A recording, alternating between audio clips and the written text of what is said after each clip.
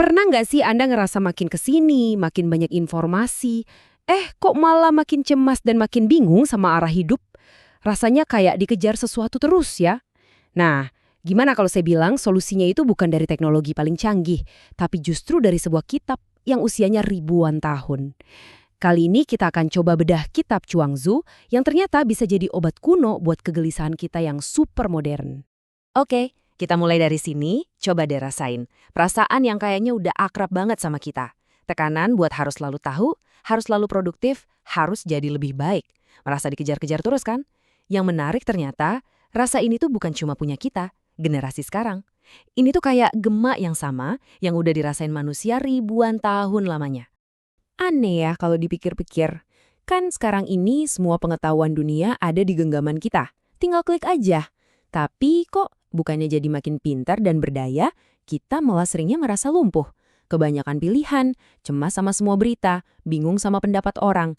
Jangan-jangan makin banyak yang kita tahu, justru makin sedikit yang kita pahami. Coba dengerin kalimat ini. Wah, ini kedengarannya kayak status galau di media sosial zaman sekarang ya.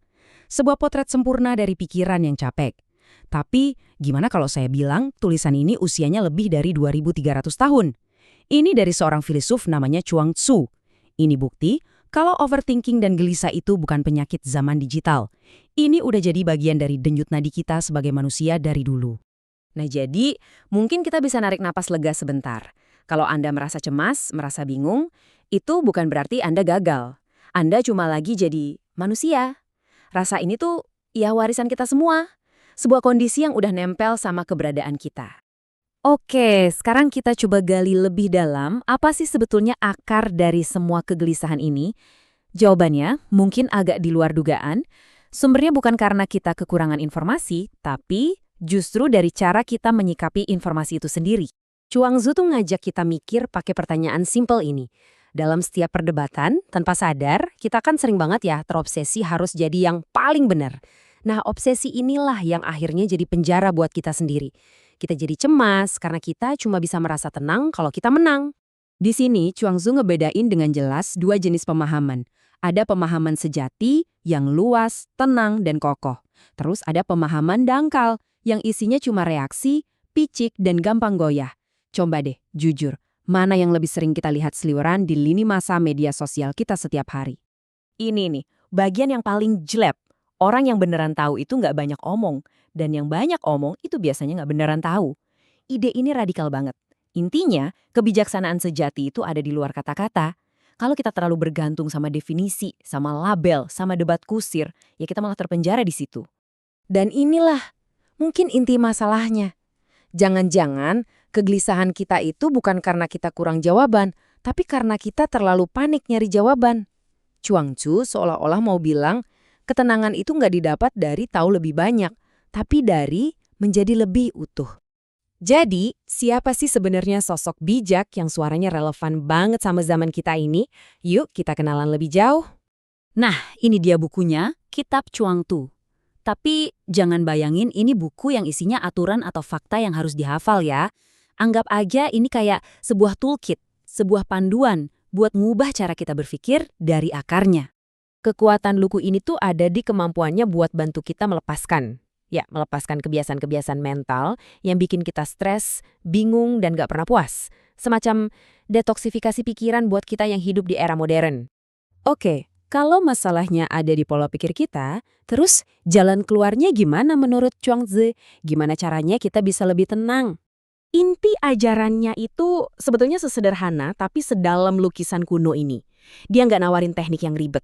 Cuma sebuah pergeseran cara pandang yang fundamental. Sebuah kebijaksanaan yang benar-benar nggak lekang oleh waktu. Poin krusial pertama, ini bukan berarti kita harus jadi pendiam, tapi lebih ke gimana cara kita berkomunikasi tanpa beban, tanpa paksaan harus ngebuktiin sesuatu atau harus menang debat. Dan ini lanjutannya yang terkenal banget, konsep tanpa tindakan atau wu wei.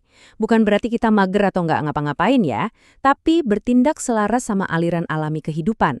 Ibaratnya kayak perahu yang ngikutin arus sungai, bukan malah panik mendayung ngelawan arus. Jadi intinya tuh di sini, Kebebasan sejati itu datang waktu kita berhenti mencengkeram terlalu erat. Waktu kita bisa melepaskan keterikatan kita sama hasil akhir dan mulai percaya sama proses kehidupan itu sendiri. Coba bayangin deh betapa tenangnya hidup kita kalau kita nggak lagi panik pas gagal atau nggak terlalu euforia pas berhasil.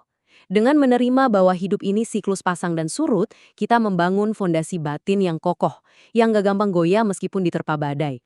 Nah, di bagian terakhir ini, saya mau menekankan kenapa sih kebijaksanaan kuno ini bukan lagi cuma bacaan yang menarik, tapi udah jadi sebuah kebutuhan buat kita sekarang. Inilah paradoksnya zaman kita.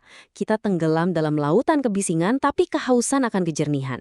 Nah, kitab Chuang Tzu ini hadir bukan buat nambahin informasi, tapi justru jadi semacam filter buat bantu kita nemuin sinyal di tengah semua noise itu.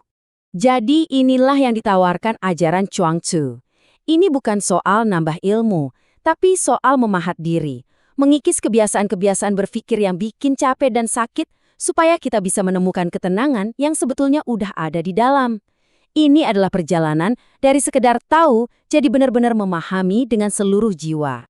Dan kutipan penutup ini benar-benar jadi pengingat buat kita semua untuk tetap rendah hati. Di dunia yang terobsesi dengan kepastian, Chuang Tzu justru ngajak kita buat nyaman sama misteri dan mengakui betapa luasnya hal yang tidak kita ketahui. Jadi, saya mau tinggalkan Anda dengan satu pertanyaan ini. Di tengah dunia yang selalu menuntut kita punya jawaban, selalu harus tahu segalanya, apakah kita cukup berani untuk berhenti sejenak, menarik nafas, dan sekedar merangkul pertanyaan-pertanyaan itu sendiri? Mungkin aja, justru disitulah letak ketenangan sejati yang selama ini kita cari.